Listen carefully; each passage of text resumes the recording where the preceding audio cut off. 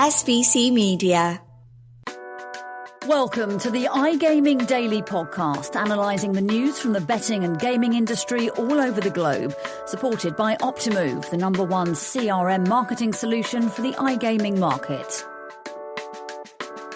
In the wake of the Global Gaming Expo, the fervor around sweepstakes casinos is reaching a fever pitch. In a recent webinar, members of the Indian Gaming Association and California Nation's Indian Gaming Association sounded off on the vertical, equating both sweeps and DFS Plus with vampires. Others are coming after sweeps too, which begs the question, what is the tipping point and when is it coming? We're going to discuss that as well as a new study about bettors coming after college athletes on today's episode of iGaming Daily. iGaming Daily is brought to you by Optimove, the #1 CRM marketing solution for the iGaming market. And congrats to Optimove, who recently signed a deal with Veikkaus to provide its products for the company that is Finland's national lottery operator. I am Jessica Welman, editor of SBC Americas, joined by my media manager, Charlie Horner. Charlie, I've missed you. I feel like every time I'm just like, it's been too long. It's been a while. We've both been very busy. The podcast schedulers don't like us anymore, apparently. No, we've been cancelled. Everyone should be petitioning the producers to get us back on. We didn't even say anything offensive. Like, what the heck, man? I'm sad that you didn't get to watch this webinar that we're going to talk about, but I feel like I'm very excited to hear what you have to say, being given just a transcript of what was said. So for those who hadn't heard about this, Victor Roca is a consultant as well as a member of the Indian Gaming Association. He has always been a very outspoken person on tribal gaming issues, and he was being outspoken during G2E, and now he is doing webinars that you can find on his LinkedIn page. He said he's going to be doing 5 of these, looking at the impact of sweeps and DFS on California in particular. And the first one happened yesterday, where he was joined by California Nation's Indian Gaming Association Chair James Siva, as well as IGA Executive Director Jason Giles.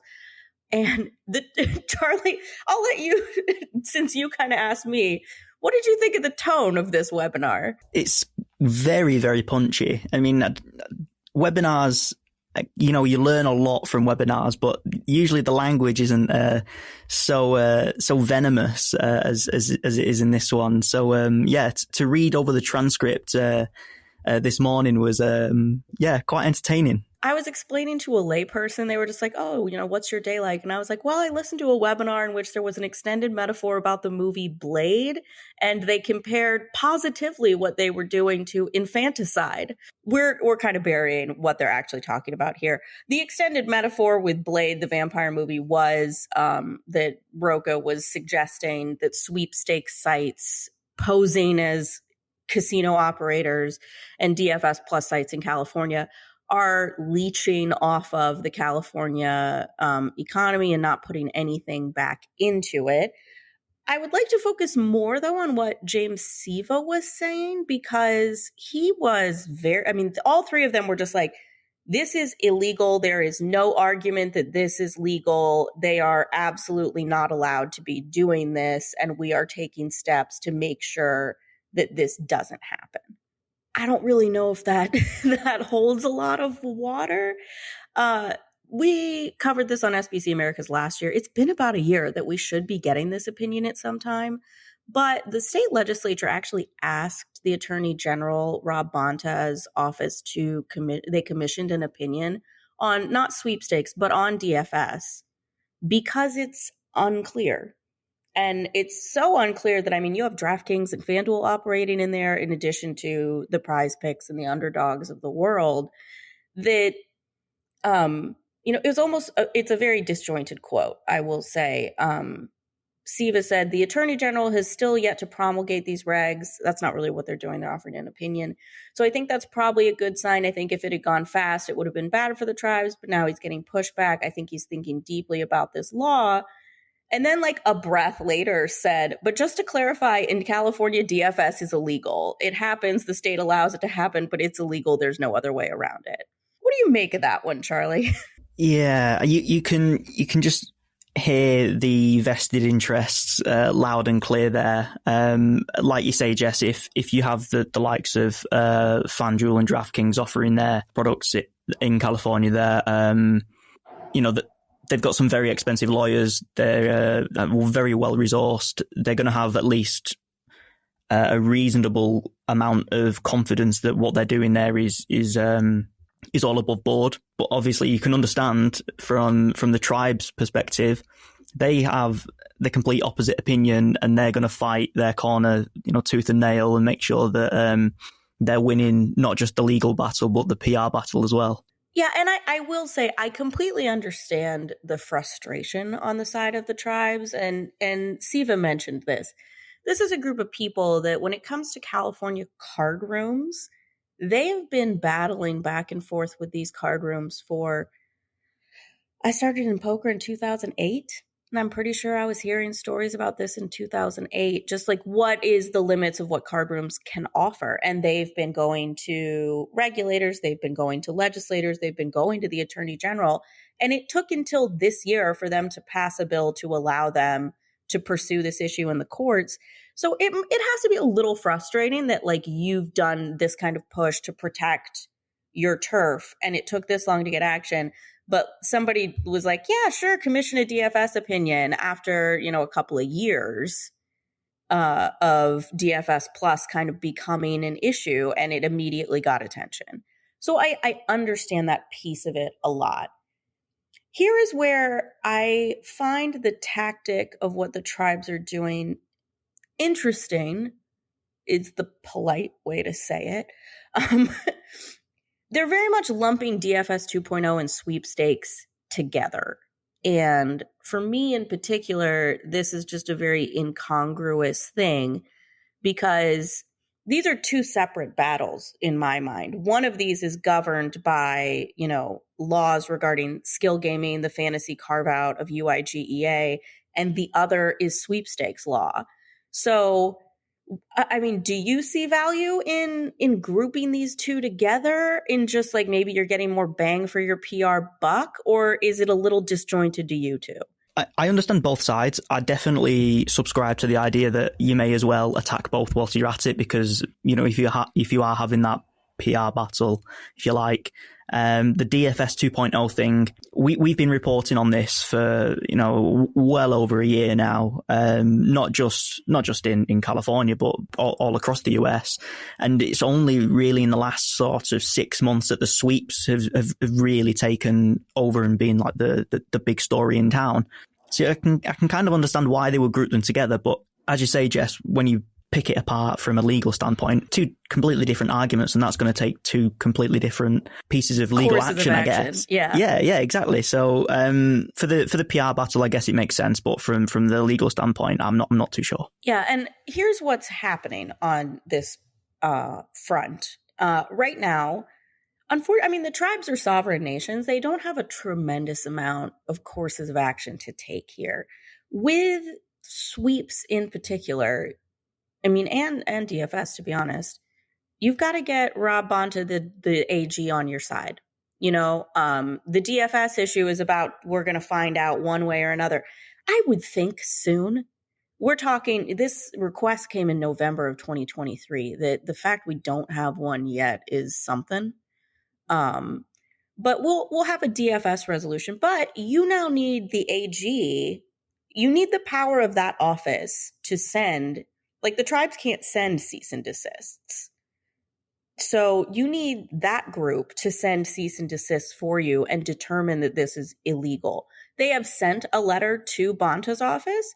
What they are also doing, which I think is a smart and interesting tactic, is Siva said they will be sending similar letters to Google, Apple, the Play Store, which is also Google, saying, you are enabling illegal gambling by listing these apps in your store.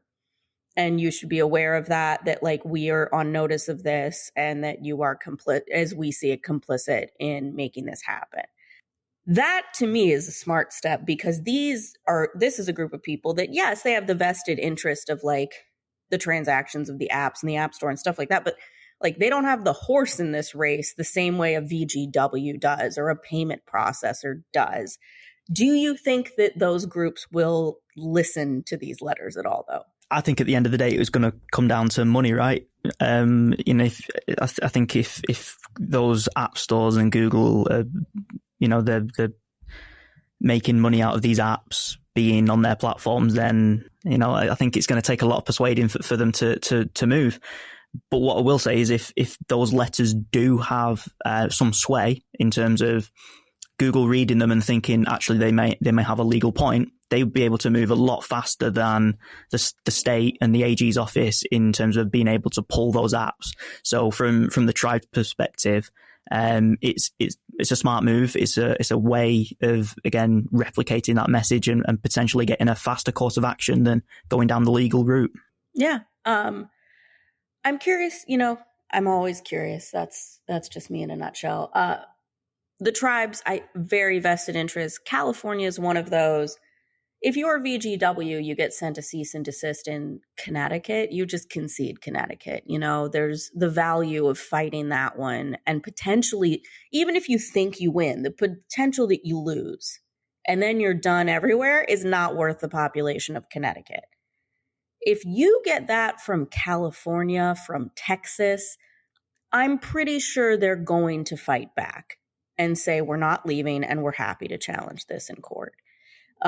Because at that point it's game over either way, so we'll see if they can actually persuade the AG to do something.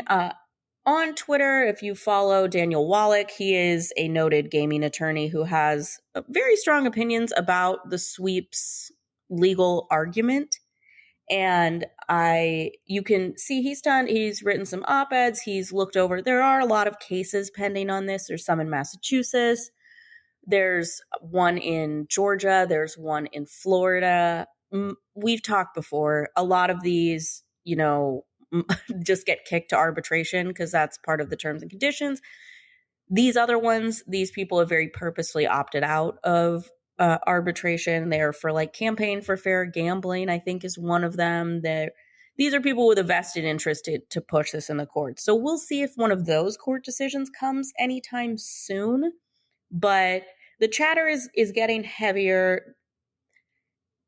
There are people that are just, like this webinar, that are very quick to pound their fist and say that it's illegal. And when I was at G2E, we talked about it a little on our G2E recap last week on iGaming Daily. I listened to a sweeps panel, and I will say the people arguing that sweeps are legal made some incredibly persuasive points. And I'm not sure the argument of just, well, this isn't fair and this is illegal and pound your fist is going to work, given that there's a lot to it. The Michigan Gaming Control Board guy, his name's escaping me, was like, if you took away the McDonald's Monopoly game, McDonald's wouldn't go out of business. Whereas if you took away VGW's real money gambling, the company would go out of business. And I actually don't think that's true. They would lose a massive source of revenue. They would be devastated. But their social casino business is not pennies. It's substantial. And that's where I think the argument about whether it's a sham or not has a little more finesse than people are giving it. So yeah, I think it goes back to the point that you're saying, though, that the stakes are just so high, for both sides as well. And we forget that it's only 2 years ago that we were having the whole Prop 26 versus Prop 27 campaign in California as well. So there's a lot of ground running in California, and nobody wants to lose. No, and the thing is, it's going to be it's going to end up in the courts. So this isn't we have lawmakers, we have this. You would have to pass a new law specifically outlining this in order for this to really go anywhere. So we will continue to keep an eye on that. You can read the recap of the webinar on SBC Americas. We're going to take a quick break and come back to discuss a new study from the NCAA with the surprising news that people on the internet suck. SBC Leaders connects the gambling industry's top-tier operators and associations to share the best ideas, collaborate on solving the biggest issues, and push innovation throughout the betting and gaming industry. If you're an operator and want to join the discussion, Visit sbcleaders.com for more information. Welcome back to iGaming Daily. Charlie, we had an interesting piece of research drop last week from the NCAA. I briefly ran into Mark Hicks at G2E, and he was, excited for it to get out, which was looking at better abuse at college athletes. And a lot of what the study had to say was not great. You took a look at it. What was your kind of overarching thoughts and things that stood out to you about the research? Well, I think the biggest thing that I noticed, and you can't really hide from it, is that it's quite rare that I read reports with trigger and content warnings on the front page. Yeah, because some of the content involved is dark, it's very, very strong. It's dark. It's horrible. And yeah, like you said before the break, it sort of just shines a light on how vile people can be. This is something that I remember reporting on quite extensively when I was writing on SBC Americas, is the rise of sports betting as sort of seeing the increase of abuse on social media of these college athletes who people are betting on and, well, quite clearly losing those bets. And yeah, it's very concerning, and I think there's a lot that people need to reflect on and take action on, I suppose. And what did you take away from it? It really just confirmed what I already knew, which is that this is happening. The report found that around 12% of the messages that they looked at in particular like March Madness. They did look at some women's sporting events like volleyball, gymnastics. They found, and 12%, that is 743 messages that amounted to violent threats to people, which is a lot. And we're not even talking about, like, they didn't canvass the entire internet even.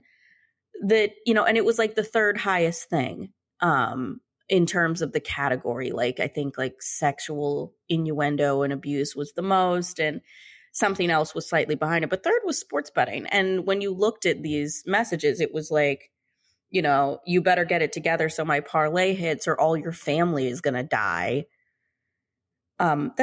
It's pretty clear where this is coming from.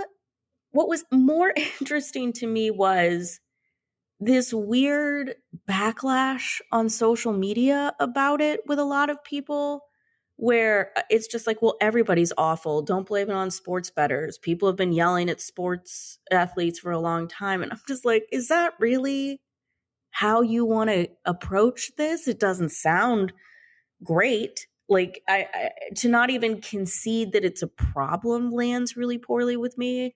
I don't know if you saw any of this chatter or not. I mean, I haven't seen it specifically, but I think this argument is made quite a lot. Is people want to shirk away from the issues just to make themselves feel as though what they're doing isn't as bad as other people. It's the classic sort of whataboutery that is often used online. And yeah, it's like I said before, it is concerning. But what's even more concerning to me is that the study points out that this only takes into account those messages that are publicly available online. This doesn't even take into account direct messages that these people are receiving. So I can't imagine what the content of those messages are. Yeah, and the study said, and we're pretty sure those are worse. And given when I've seen athletes post stuff, it has been DMs that are just so vile. And yeah, the scope of this is probably, it's for sure underplaying the scope of how much this is taking place. The NCAA continues to push for a complete ban on player props in college sports. We've got some states, Ohio, Louisiana, Maryland, Vermont, that have all said, sure, that seems reasonable. We've had some states double down and push back and say, we don't really see that as an issue, but we'll keep an open mind. No operators are going to voluntarily pull these markets unless they have to. And so the argument there is, and it's kind of funny, the NCAA also put out research that found that putting prohibitions on student athletes wasn't curbing their behavior. And some people rightfully kind of said, well, if you don't think prohibition is going to curb their behavior, why do you think prohibition is going to curb this behavior? which is a fair point. Mm-hmm. But on the other side of it, I'm like, it's, I'm going to quote one of my favorite movies, Bridge of Spies. Like, would it help? Like, would it hurt? Like, it's not going to make it worse. Exactly. Yeah. I think that's the main point, is that it's not going to make anything worse.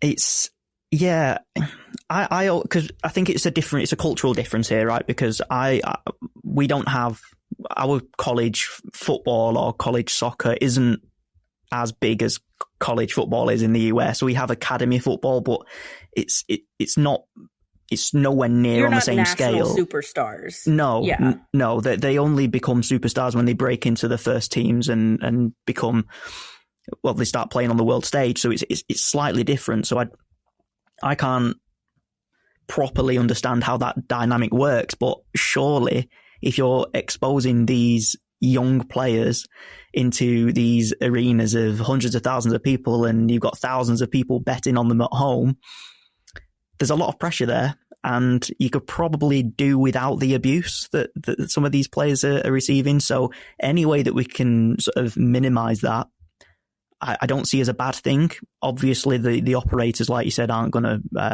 voluntarily pull those markets, but it's going to take collective action, I think. I am reminded, too, of the thing about college athletes here. They're students. You know where to find them. They're on campus. They have to go to class. And this isn't like when you're Travis Kelce or Patrick Mahomes or whoever, and you can have privacy and bodyguards and this sort of thing. Like these people have to go live amongst the public, and they don't have those kinds of protections. She's, I don't think people are betting on women's gymnastics. God willing, they aren't. But like Olivia Dunn is a very popular social media presence who is an athlete at LSU. She has to take all of her classes online because like the gross people on the internet have made it impossible for her to have a normal student athlete experience. And that's a problem. Somebody at the age of 18, 19, your prefrontal cortex isn't developed. They shouldn't, to put them under this kind of stress is just extensive and excessive. And it's a tough spot. I reiterate that these markets make up maybe 1% of betting handle. And so I don't really follow why this is this contentious issue. I hear arguments that like, well, first they're going to come for this and then they're going to come for college betting altogether. I've seen far too many lucrative contracts for data rights with leagues and stuff to ever believe that's going to be the case, but we shall see. All right. Charlie, anything you want to point out on the network that you think people would be of interest to check out? Well, we've had a couple of features from Kambi this week. We've had and big news out of Kambi that they're going into odds providing, not just platform providing, kind of segmenting out their stuff. So yeah, that's right. Yeah, they're sort of not moving away from. They're still providing their turnkey solutions, but they're also providing some of those more separate products as well. We've had an interview with their new chief commercial officer, Sarah Robertson. That's on SBC News right now. We'll also be going live on SBC Americas as well. So be sure to check that one out. All right, I'm going to get a quick plug in. It's a little old, but right at the start of G2E, we had interviewed Jeremy Levine, the CEO of Underdog, a year ago, and the opportunity came up to speak to him again to just kind of look at how much the company has changed in a year and how much this company is poaching talent from all over the regulated industry. So that's a good one to check out. Jeremy's always a fun chat if you guys want to do that. We'll have links to those in the description below. And in the meantime, continue to check out everything on SBC Americas and the rest of the SBC News Network, as well as to tune in on to the next episode of iGaming Daily. Thank you for listening to today's iGaming Daily podcast, supported by Optimove, the #1 CRM marketing solution for the iGaming market. If you want to find out more about some of the subjects raised today, feel free to explore any of the sites in the SBC News Network or check out the latest edition of the SBC Leaders magazine. Happy reading.